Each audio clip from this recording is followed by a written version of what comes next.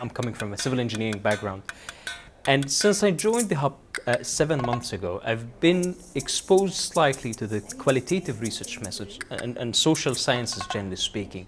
To your right, just nice and gently, and you just take it in the room as you pass the features of the room. Hard to imagine the other side of that. And saw lots of potentials in those areas where I could apply in my research. And again, just go until you feel that stretch. We're looking at theatre and how it can be used for social change and social justice. What might the solution look like? And Today though was mainly more about the foundations of how you create a safe space, how you build connections with each other in the room, and how you start a reciprocal process of hearing and listening to each other. flickering flame. They can use these exercises to connect with other people. You can open your eyes now. Okay, my name is Lindsay, and my unique superpower is connecting people. My name is Helen, and my superpower is parallel parking. Yes. The most important aspect of that is that everybody speaks, so everybody holds space for a moment. There's a kind of like an equalising element to that. Everyone has a moment to offer something, to have their voice heard, and everyone listens. Lovely, Miguel. Thank you so much for sharing that with us. Anybody else who is currently partaking via Zoom want to share anything?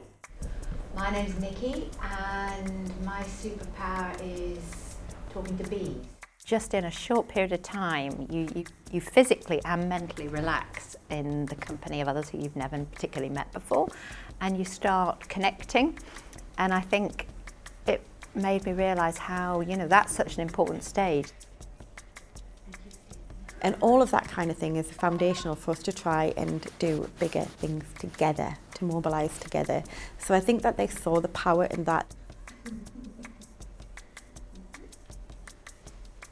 The last section, we explored image theatre, which is quite a very powerful tool. We had a very interesting image of a person kneeling on the floor with their hands as if they were deeply in prayer. And then another participant came and joined that image as a photographer. He got in front of them, kneeled down and held a camera lens up to the person in their seemingly private moment of prayer. And that instantly invoked quite a big conversation around kind of like the moral dilemma, as well as like a greater cultural, like what's inappropriate to do. So I think it's very important to understand and respect these cultural nuances. It empowers people as well, because they're not just listening, they are talking, they are occupying space, and they're being asked and invited to.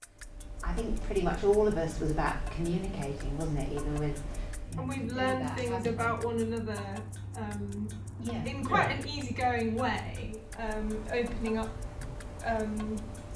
avenues for potential future conversations we might then go on to have that we probably wouldn't have done otherwise. I think they could see the power of building connections and then feel that cohesion in there, which is then going, okay, now maybe we can work on a project together, or we can share a common goal and move that way together. The economic impacts on lots of parts of the developing countries are not solely collected on economies, water quantities, etc. There are lots of other values that we can only figure through social sciences and qualitative type of research.